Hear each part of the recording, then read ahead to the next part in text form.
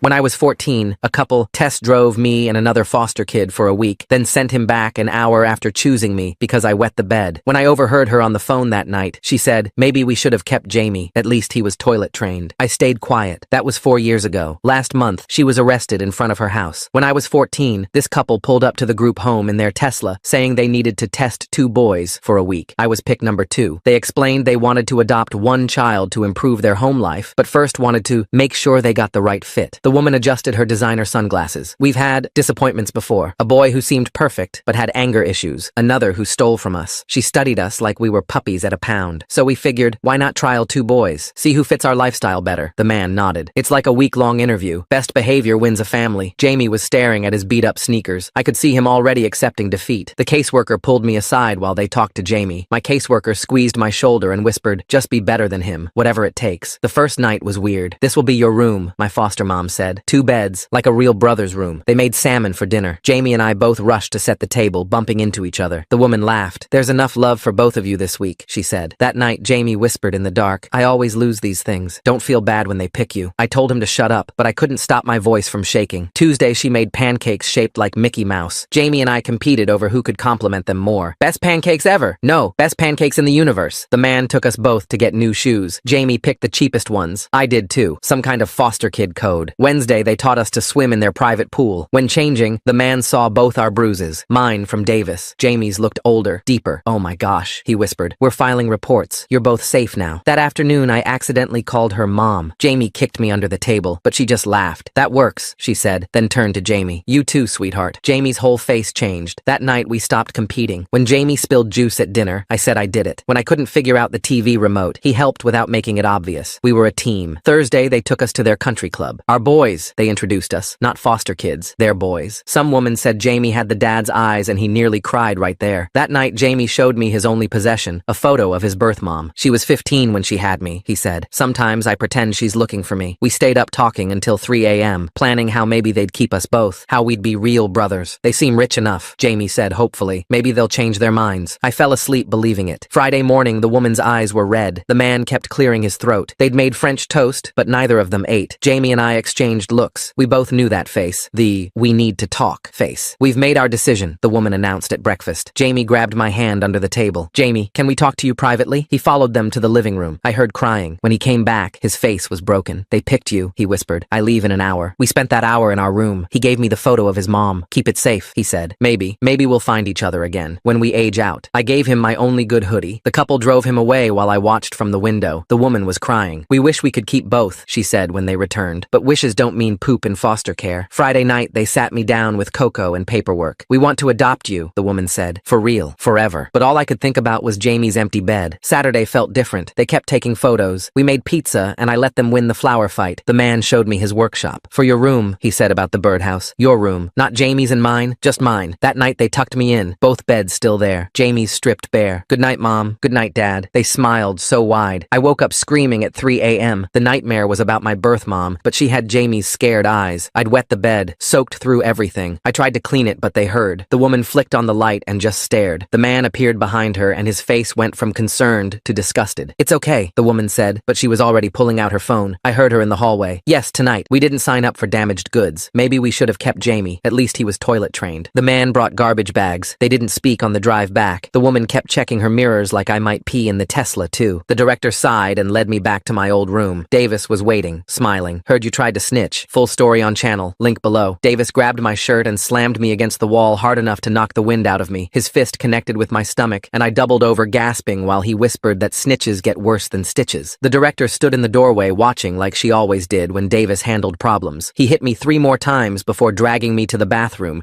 where he shoved my head in the toilet and held it there until black spots danced in my vision. When he finally let me up, I was choking on dirty water, and he just laughed and told everyone I pissed myself again. Nobody helped me to the nurse even though blood was dripping from my nose onto the floor. That night I couldn't sleep because every time I closed my eyes, I saw Jamie's face when they told him he wasn't good enough. The next morning, they put me in the therapeutic wing after I threw a chair at the breakfast table when Davis called me a bedwetter. The therapist had thick glasses and kept writing notes while asking why I wet the bed at the Lawson's house. I stared at the wall and counted the cracks in the paint instead of answering her questions about trauma responses and regression. She wrote selective mutism on her clipboard and scheduled me for daily sessions. Lawsons. 5 days passed without me saying a single word to anyone. On the 6th day, Terry snuck into the therapeutic wing during shift change when the nurses were switching paperwork. He pulled out his phone and showed me security footage from the night I came back from the Lawsons. The video showed Davis attacking me in the hallway before I even made it to our room. But then Terry swiped to more videos and my stomach dropped. There were weeks of footage showing Davis beating younger kids behind the gym. Davis forcing 12-year-olds to fight each other for his entertainment while staff watched and did nothing. Davis selling pills to kids who couldn't be older than 10. Terry had been recording everything on his phone for months, waiting for someone brave enough to help him stop it. We spent the next hour uploading all 47 videos to a shared cloud folder using the therapeutic wing's computer while the nurse was on her smoke break. The videos showed Davis dealing drugs to middle schoolers in the bathroom, staff members taking bribes to look the other way, kids getting hurt while adults counted money in the background. Terry created 3 backup accounts and spread the videos across different platforms. 2 weeks into my therapeutic wing stay, I tried writing Jamie a letter I knew I'd never send. I told him about finding the videos and how Davis was hurting everyone. I wrote about how the Lawsons' pool felt like heaven for those few minutes before everything went wrong. I crumpled it up and flushed it down the toilet because foster kids don't get to keep in touch. Ms. Carson came for her monthly check-in and found me in the rec room. I showed her one video on Terry's phone of Davis beating a 10-year-old while 2 staff members watched. Her face went white and her hands started shaking as she watched the whole thing. She looked around to make sure nobody was listening, then leaned close and hissed that this could shut down Willowbrook completely. She told me to delete everything immediately, or she'd make one phone call to have me transferred to Riverside. Everyone knew Riverside was the lockdown facility where violent kids disappeared and never came back. I screamed that she was supposed to protect us, but she just pulled out her phone and started dialing. She said I had 10 seconds to decide between deleting the videos or getting shipped to Riverside by morning. That night, Terry created more backup accounts and set them to auto-post in 30 days unless we reset the timer. We were just 14 and 15 planning like we were in witness protection because nobody else would protect us. After 3 weeks, they released me from the therapeutic wing back to the main dorms. Davis smiled when I walked into the common room and everyone stopped talking to watch what would happen. He just nodded at me like he owned me now and went back to his card game. The night supervisor started bed checks at 9, but Davis slipped him $50 when he got to our room. I watched through cracked eyes as the money changed hands and the supervisor walked past without checking our bunks. Terry filmed the whole thing from his bed, using his phone tucked under his pillow. The clock by Davis's bed showed 3 a.m. when I woke up to metal scraping against metal. Davis stood over my bed holding the big scissors from the art room. "Heard you still have that picture," he said. I grabbed his wrist just as the blade came down toward my pillow. We fought without making noise because the cameras would catch us if we got too loud. His fist connected with my ribs while I tried to twist the scissors away. Terry jumped on Davis's back and wrapped his arm around his throat. The 3 of us crashed into the nightstand, but nobody came to check. Davis elbowed Terry in the stomach and swung the scissors at my face. What's really going on with this whole adoption test drive situation? The Lawsons show up with their fancy car talking about trying out kids like they're shopping for furniture, which makes me wonder what kind of people actually think that's okay. I ducked, but the blade caught my cheek and warm blood ran down my neck. Terry bit Davis's shoulder hard enough to make him drop the scissors. I kicked them under my bed while Davis punched Terry in the mouth. We kept fighting for what felt like forever, but was probably 5 minutes. Davis finally stumbled back to his bed with a bloody nose and split lip. Terry's eye was already swelling shut, and my ribs hurt with every breath. None of us slept the rest of the night. At breakfast, we sat at different tables with our faces messed up. The staff supervisor looked at us and then went back to his newspaper. A 7-year-old named Carlos stared at the cut on my face. "What happened to you?" he asked. "Fell," I said. He looked at Terry's black eye and Davis's busted lip and nodded like he understood. That's how it works here, because everyone learns to lie about everything. After breakfast, I snuck into the computer room during free time. The old desktop took forever to load, but I found Oakwood Academy's Instagram page. I scrolled through their swim team photos from last month. There was Jamie in the back row wearing my hoodie under his team jacket. He looked healthy, and his smile seemed real for once. The caption said they won their division, and Jamie got most improved swimmer. I stared at that photo for 20 minutes, wondering if he ever thought about me. Terry's mom came for her supervised visit that afternoon. She had to sit at the plastic table in the visitor's room with a staff member watching. Terry showed her the bruises on his arms and told her everything about Davis. She started crying and said she would call reporters and lawyers and anyone who would listen. The supervisor wrote something on his clipboard about her being emotionally unstable. 2 days later, we got a letter saying her visits were suspended for 3 months. Terry didn't talk to anyone for a week after that. I was in the shower Thursday morning when Davis walked into the bathroom. He held up Jamie's mom's photo that I'd hidden in my pillowcase. "Flush the videos or I flush this," he said, holding it over the toilet. That photo was my only connection to Jamie and his real family. I tackled Davis, and we both crashed through the stall door. The photo fell from his hand and landed right in the toilet water. I reached for it while Davis grabbed my head and slammed it against the porcelain porcelain. My vision went blurry, but I kept reaching for the photo. Terry ran in with his phone recording everything. Davis saw the phone and let go of my head to grab for it. I pulled the photo out of the toilet while they fought over the phone. The paper was soaked, and the image was already blurring. 2 days later, a new kid arrived at Willowbrook. Kevin was 13 and wore a medical alert bracelet that said diabetic. The director told us his parents' lawyer made them let him keep a phone for emergencies. Terry and I looked at each other across the common room. Kevin didn't know it yet, but he was about to become very important to us. I spent hours drying Jamie's mom's photo with toilet paper from the bathroom. Her face looked like someone painted it with watercolors now. The edges were torn, and you could barely make out her features anymore. I hid it inside my pillowcase again and checked on it every few hours. Kevin complained about the Wi-Fi sucking in his room the first week. Terry offered to help him find better signal spots around the building. We showed him the spot by the cameras in the hallway and near the loading dock where Davis did his deals. Kevin thought we were just being friendly, but we had bigger plans. Ms. Carson came back with her supervisor 2 weeks after I'd called her. Daniel has made serious allegations, she said in the director's office. They interviewed me with Davis sitting in the next room. I could hear his fist hitting the wall every time I answered a question. After an hour, they stood up and shook the director's hand. No evidence of abuse found, they concluded. The door closed behind them, and Davis walked past me in the hallway with this huge smile on his face. Kevin found me that night in the bathroom trying not to cry and showed me his phone screen where the Lawsons had posted on Instagram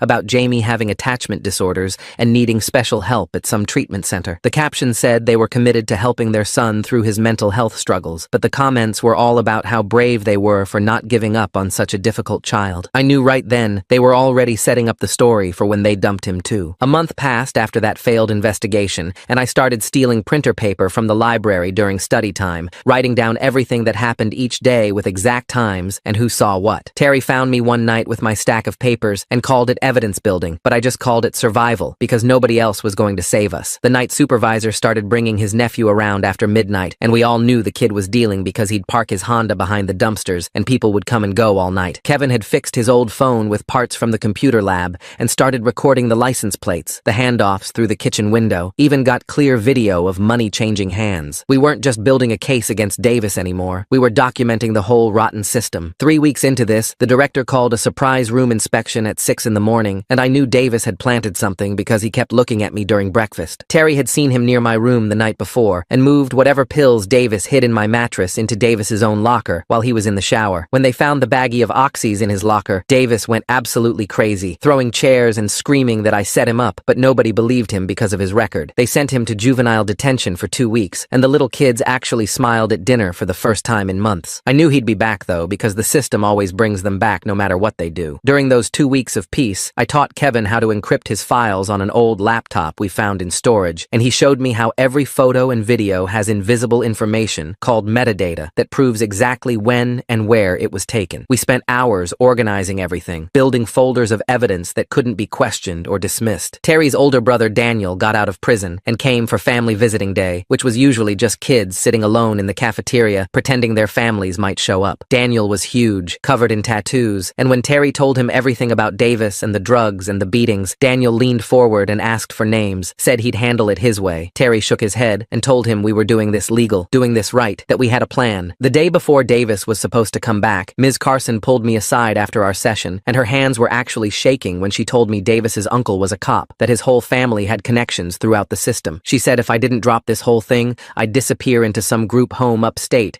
where nobody would ever hear from me again, and I could tell she was genuinely scared for me. That night, we researched journalists who covered foster care stories and found Rebecca Johnson at the Connecticut Herald, who'd won a Pulitzer for exposing abuse at a state facility 5 years ago. Kevin set up an anonymous email account using the library computer, and we started writing everything down, organizing our evidence, preparing to send it all. Davis came back the next morning with an ankle monitor and pure rage in his eyes, but he didn't come for me that first night like I expected. Instead, he went straight for Kevin, grabbed his phone during lunch, and stomped on it over and over until it was just plastic powder on the cafeteria floor, while screaming about how there wouldn't be any more recording, any more evidence, any more games. Kevin just stood there staring at the plastic pieces on the floor while Davis walked away laughing and the staff pretended they didn't see anything happen. The next morning, 2 people in suits showed up at the front desk demanding to see Director Hoffman, and I could hear the man's voice from down the hall saying something about assault charges. Kevin's parents looked nothing like the usual foster parents who visited. His dad wore a 3-piece suit, and his mom had this briefcase that probably cost more than everything I owned. Hoffman came out of her office trying to do her fake smile thing, but Kevin's father cut her off and said that phone was medical equipment for his son's hearing issues. The word lawsuit made Hoffman's face go white, and she started making excuses about how boys will be boys, but Kevin's mother pulled out her phone and started recording everything. They took Kevin into the visiting room, and I watched through the door window as he showed them the bruises on his arms that definitely weren't from Davis breaking the phone. About an hour later, Kevin's father asked to speak with me privately, and Hoffman couldn't say no without looking suspicious, so she let him take me into the small conference room. He introduced himself as Mr. Johnson and asked if I knew what happened to Kevin's phone, so I told him everything about Davis and the ankle monitor and how he came back angry. Mr. Johnson wrote everything down in this leather notebook and then asked if there was more going on here than just bullying. I looked at the door to make sure nobody was listening and pulled out my phone to show him one of the videos Terry had uploaded to the cloud before they took his phone. His face changed completely when he saw the night supervisor hitting that kid from 2 weeks ago, and he asked how many videos we had. I told him maybe 30 or 40,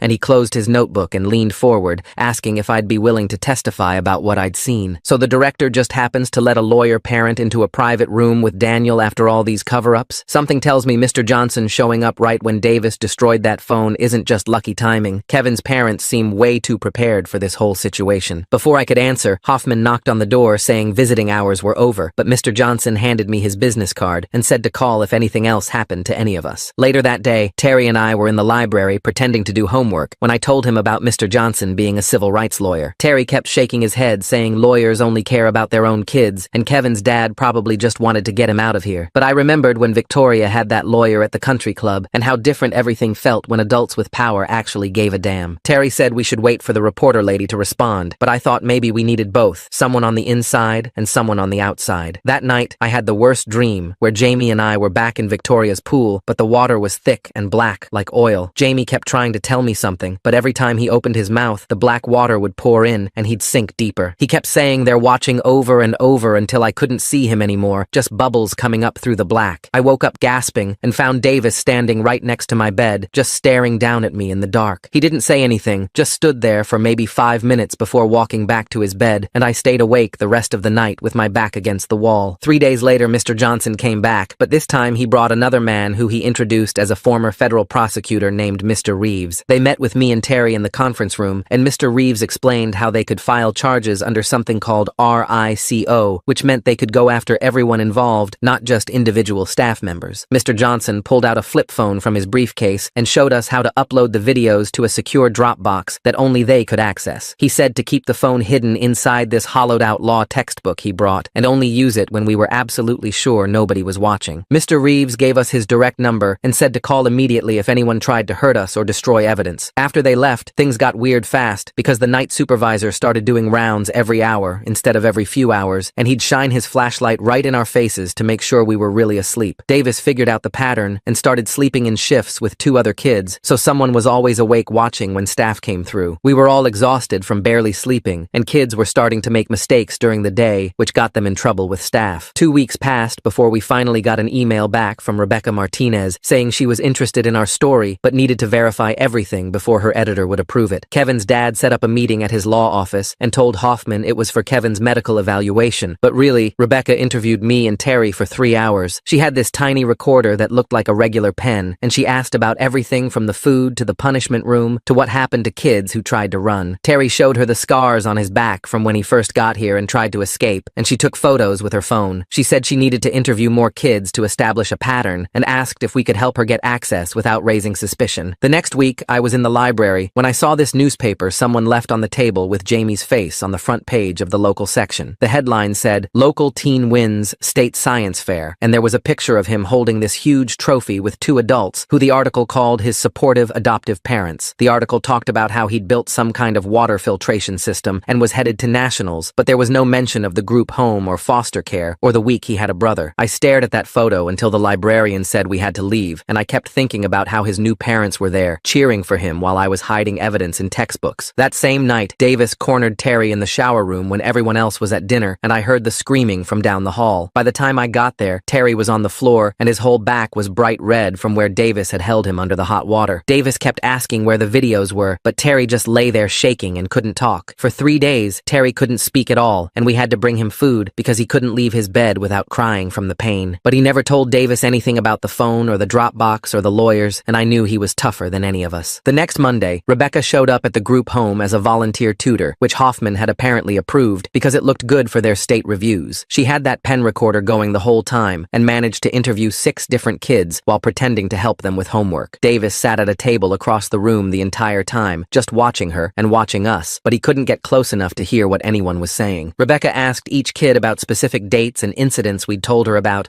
and every single one had something to add that we hadn't even known about. One kid showed her burn marks under his shirt, and another talked about medication they were forced to take that made them sleep all day. She wrote everything down in this purple notebook while pretending to explain math problems, and I could see Davis getting more and more angry, but he couldn't do anything with Hoffman's office right down the hall. 2 days later, Kevin's parents filed their complaint, and suddenly we had state inspectors showing up for a routine visit that nobody expected. The director's face went white when they walked through the front door with clipboards and badges. Staff started running around like crazy, shoving contraband into closets and scrubbing rooms that hadn't been cleaned in forever. Davis watched it all happen, and I could see him putting pieces together in his head. He grabbed 3 older boys after lunch, and they started their own watch system. Kids stationed at every corner taking notes on who talked to who. We couldn't even whisper in the hallways anymore without someone reporting back to Davis. Terry and I started leaving notes in the bathroom stalls, writing on toilet paper that we'd flush right after reading. 3 months had passed since I came back from the Lawsons, and I realized one night that I hadn't cried once since then. Terry said trauma does that to you, makes you go numb inside. I told him being numb was better than feeling everything. The federal investigator showed up the next week, this serious woman in a suit who interviewed each of us alone in the conference room. Davis went first and played the perfect victim, telling her how scared he was of the younger kids causing trouble. But Kevin's dad had given her copies of all our videos, and Davis's story didn't match what was on tape. She called him back for a second interview, then a third, and each time he came out, his jaw was tighter. That night I woke up to smoke and screaming. Davis had lit Terry's mattress on fire while Terry was still sleeping on it. The smoke alarms were shrieking and kids were running everywhere, and in all that chaos, Davis leaned close to my ear. Your fault when someone dies. The fire department came with 3 trucks and cops and everything. They filed an official report about arson at a youth facility, which automatically triggered another state review. Kevin's father made sure that report went to 3 different agencies because he told us bureaucracy could be a weapon if you knew how to use it. After the fire, Davis changed completely. He stopped eating regular meals, stopped making threats, just sat there watching everyone with dead eyes. The little kids could feel something bad coming, and we started taking shifts, staying awake at night to watch him back. Then Rebecca's article dropped online with the title, Inside Connecticut's Willowbrook, a Foster Care Nightmare, and all our videos were right there for everyone to see. Davis's face was blurred, but you could still tell it was him if you knew him. The article went viral in 6 hours with thousands of shares and comments. The next morning, news vans pulled up outside, and reporters started knocking on the doors. The director locked everything down and said nobody could have any outside contact at all. But Kevin's parents got an emergency court order from a judge, and suddenly we were allowed supervised phone calls with lawyers. That same night, the overnight supervisor, Rodriguez, disappeared with $30,000 from the office safe and a bunch of kids' ADHD meds he was planning to sell. When morning staff showed up and found the safe empty and Rodriguez gone, they had to call it in. His theft triggered an automatic state takeover because of the missing controlled substances. Federal marshals showed up at dawn with their badges and guns and serious faces. They pulled us all into the main hall and started separating kids into different rooms for questioning. A marshal with gray hair and tired eyes pointed at me and Terry and said we'd go first since Rebecca's article mentioned us by name. They took me to Hoffman's office where she sat behind her desk, looking smaller than usual, while 2 marshals set up a recorder. The gray-haired one opened a thick folder and started asking about Davis and everything that happened since I got here 3 years ago. I told them about the beatings and the threats and how he'd wait until staff left to corner kids in the bathroom. The marshal nodded and pushed Davis's file across the desk, showing reports from 2 other facilities with the same exact patterns of abuse. Hoffman's face went white when she saw the dates because they were from before Davis even came to our facility. The marshal asked her directly if she knew about his history, and she started crying but wouldn't answer. Why does Davis suddenly stop eating and making threats after the fire? That shift from aggressive to just watching with dead eyes makes me wonder what he's really planning now that everything's falling apart around him. They kept me in that office for 6 hours going through every incident, and every time staff looked the other way. When they finally let me out, Terry was waiting in the hallway, and we went to the cafeteria where investigators were boxing up files from the main office. Terry grabbed my arm and said we did it, but I was thinking about Jamie and wondering if he saw Rebecca's article wherever he was now. I kept picturing him reading about how I finally fought back and hoping he'd be proud of me for not giving up. That's when Davis's uncle showed up in his cop uniform, demanding to take Davis home. The federal agents blocked the door, and one of them said Davis was a federal witness now and couldn't leave. The uncle started yelling about family rights and jurisdiction,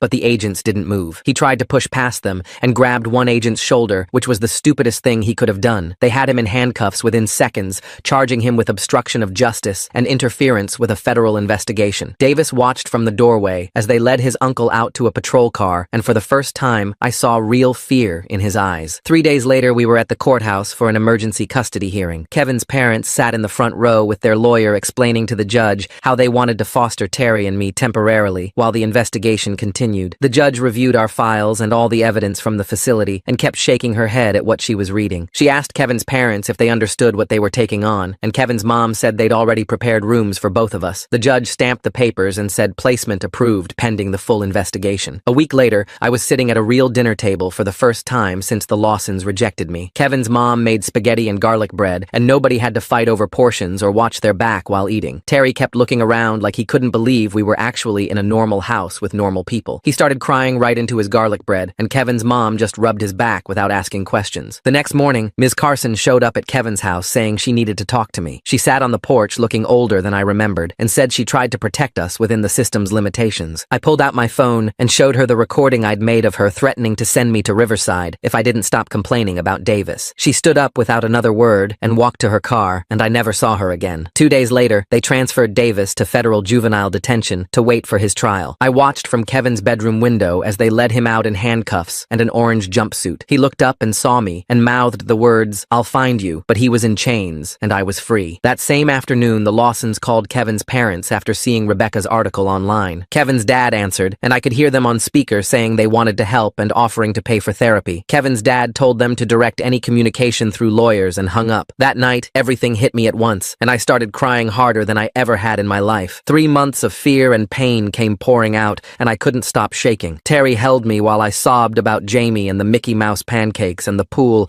and everything the Lawsons stole from us when they chose their perfect life over 2 broken kids. I cried until my throat was raw, and Terry just kept saying, "It's okay, we're safe now," over and over. A month later, Rebecca's article won 3 journalism awards, and she sent us a check for the full prize money. Her note just said for college, and it was the first time anyone ever assumed we'd have a future worth saving for. 2 weeks after that, the FBI showed up at Kevin's house where Terry and I were staying and started asking questions about every staff member we'd ever met at the group home. They had boxes of files and photos of people I hadn't thought about in years, and they wanted to know everything about who touched us and when and how often. The lead agent kept writing down names, and Terry recognized half of them from his 3 years before I got there. Within a month, they arrested 17 people, including the night janitor who sold videos, 2 counselors who took bribes to look away, and the cook who drugged kids' food when Davis wanted them unconscious. The investigation went back 12 years, and they found records of hundreds of kids who got hurt, but we were just the ones who finally fought back and had proof. Other kids started reaching out through Rebecca's article comments, and Kevin's dad set up a private Facebook group that grew to 43 members in 2 months. We met every Sunday in Kevin's basement, and some kids drove 3 hours just to sit in that circle and say what happened to them. Daniel from 2019 had burns on his back from Davis's older brother, and Sarah from 2021 couldn't stop her hands from shaking when she talked about the isolation room. Kevin's mom made sandwiches, and his dad took notes for the lawyers, and we all just sat there realizing we weren't alone and we weren't crazy, and it really did happen. I started seeing a therapist who worked with foster kids, and the first session she asked about the Lawsons, and I told her about wetting the bed, and she just looked at me and said, "That's a trauma response, not a failure," and I cried for 20 minutes straight. 3 months into all this, I got an email from Jamie that just said, "I found your name in the article, and I know what they did to you because they're doing it to me now, but different ways, please help me." My hands were shaking so bad,